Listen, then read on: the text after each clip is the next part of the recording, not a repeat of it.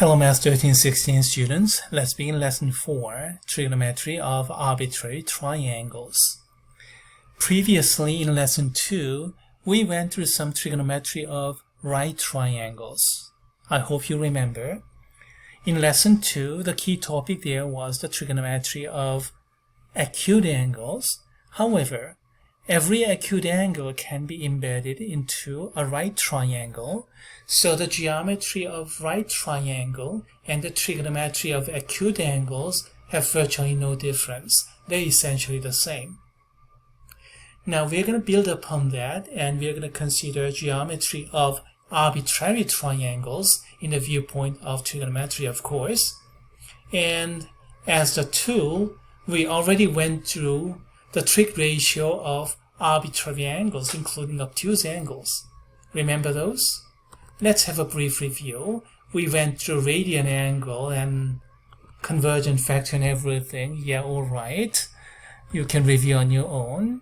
Let's go directly to trig ratios. We begin with a circle of radius r centered at the origin, or algebraically, x squared plus y squared equals to r squared, and that's because horizontal squared plus vertical squared is hypotenuse squares. Here, hypotenuse is the radius. So, important quantities, x, y, and r. And there are 6 different ways to get a pair.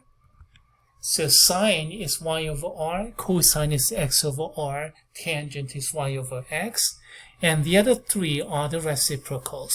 Cosecant is r over y, secant is r over x, cotangent is x over y. That was the definition, and the reciprocal identities follow immediately from the definition. And one more thing, you can use this to remember the sign, a smart trig class. Alright, the sign part is not going to be very important for this lesson, but remember it anyway. Some trig values of right triangle, trig values of basic angles. Yeah, alright. Here's a summary. Okay, alright. So much for the review. Now let's go to section 1. Let's do some right angle trigonometry. Many of the problems here are old problems that I'm recycling from lesson 2. Like this problem here. Remember this? This will be easy for you now, right? What is this problem about? Sine, cosine, or tangent? I hope everybody answered right. It's a tangent problem. Do we know the hypotenuse? The distance between the top of the tree and tip of the shadow. Do we know? Do we have to find out? The answer is no and no. We just care about vertical and horizontal. So this is a tangent problem. Tangent of 25.7 degrees is h over 532. From there, we can find out the height h. Oh, by the way, let's take a little bit bigger font. Alright, that was easy. Now let's do not so easy problem this time. Determine the distance to the flagpole, which is 60 feet tall. Alright.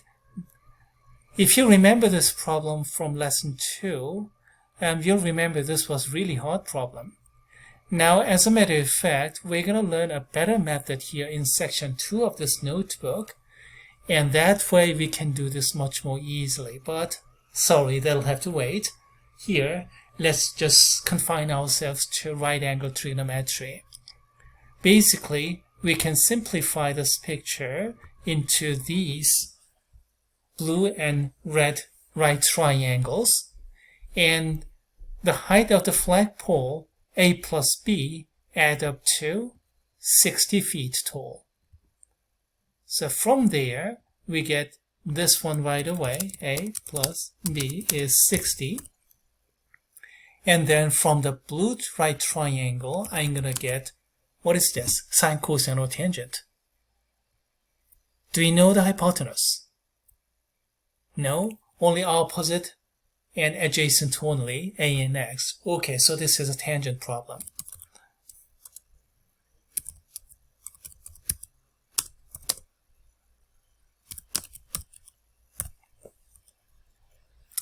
Alright, that's from blue triangle.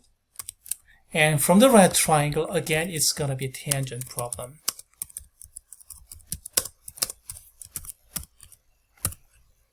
We don't know the hypotenuse, so it's a tangent problem. Now what we do, a plus b add up to 60. This is a, and that's b. We have to get a from here, from blue. Yeah, let's get it. A is x times tangent of 18 degrees.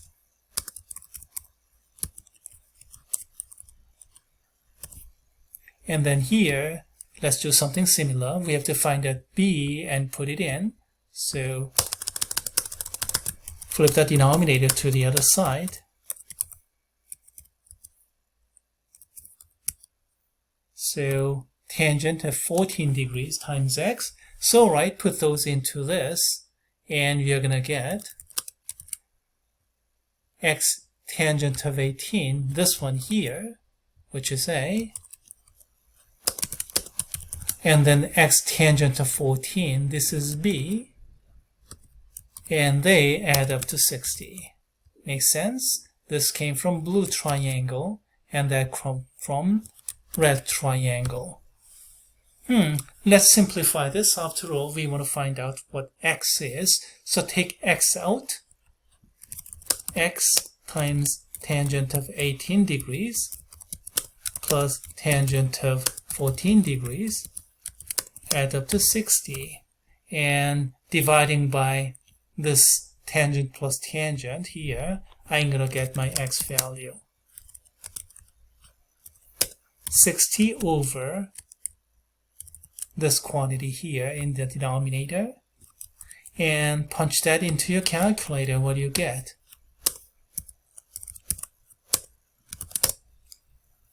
If I remember correctly, 105 feet or something.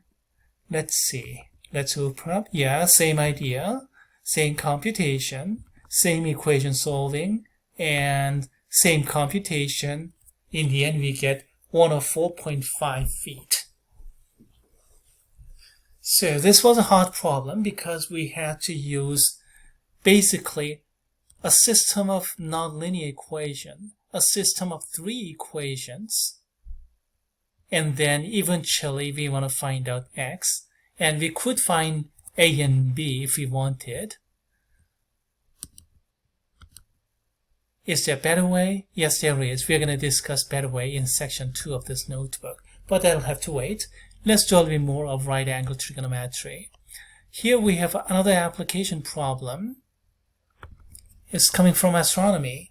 The elongation of a planet is an angle formed by the planet, Earth, and the Sun, as you can see in this picture. This alpha, that's the elongation. And then the maximum elongation, of course, will have to take place when you have a right angle here. If this Venus is coming much closer, then alpha will be smaller. Going further, again alpha will be smaller. That's the maximum, and that is 46.3 degrees. So we have right triangle with the angle 46.3 degrees. And from here we have to find out, what do we have to find out? Opposite, adjacent, or hypotenuse. What do we have to find out? We have to find out this distance between Sun and the Venus. Yeah, Sun and Venus, yeah. So we have to find out the opposite. Opposite of alpha. And hypotenuse we know, 1 AU, 1 astronomical unit, or 9.3 times 10 to the 7th power of miles. So what is that? 93 million miles. That's 1 AU. So how do you find out the opposite? What do you use? Sine, cosine, or tangent? It's easy. It's going to be sine. Opposite over hypotenuse is sine alpha. Flip this to the other side. You're going to get the opposite is hypotenuse times sine of alpha, and hypotenuse is 1 astronomical unit. So we don't really have to calculate it. 1 times anything is 1. Just calculate sine of 46.3 degrees with your calculator. If you do it, you'll get this number, and we get 0.22967 astronomical units. If you're in miles, multiply by this conversion factor. 1 AU is 9.3 times 10 to the 7th power of miles. So multiply and do your computation. You're going to get about this. 6.72 times 10 to the 7th power of miles. So about 67 million miles. So, a sine problem. Alright, after several tangent problems, that was a good change, nice change. Now how about the next problem here? One way to find the distance to a nearby star is a method of parallax, this angle here. So Earth is here, 6 months later, Earth is at the other side of the Sun. And then this angle is 0.000211 degrees. Wow, really small. Using this angle and right angle trigonometry to find out the distance between Sun and the star. OS. The distance between Sun and the Earth, OE, is 1 AU, isn't it? 1 astronomical unit. 9.3 times 10 to the 7th power of miles. 93 million miles. And then the angle, we don't care about the hypotenuse, we want the adjacent. So what is this? Again, this is a tangent problem. So okay, let's set up tangent.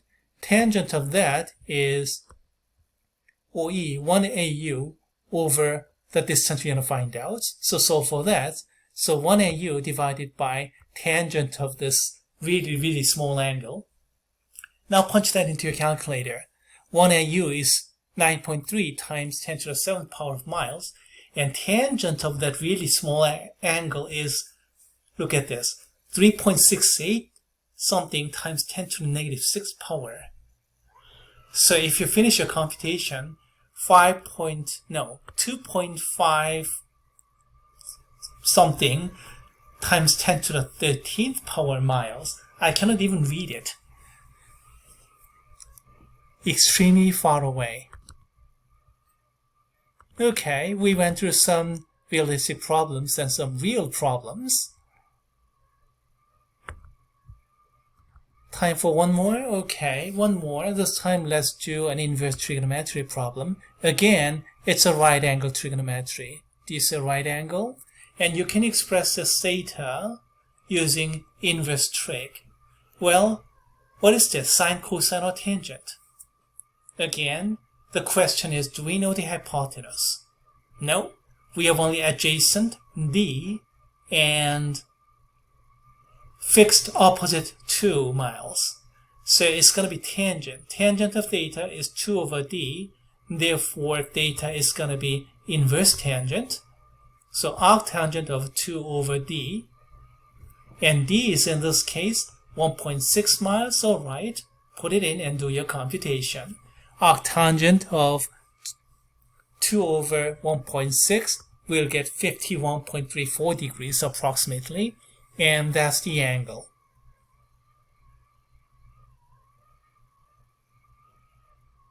Alright, so we went through a lot of right angle trigonometry problems. Now, are you ready for arbitrary triangles? Not necessarily right triangles, but any acute or obtuse triangles. We're going to begin section 2 shortly. See you soon.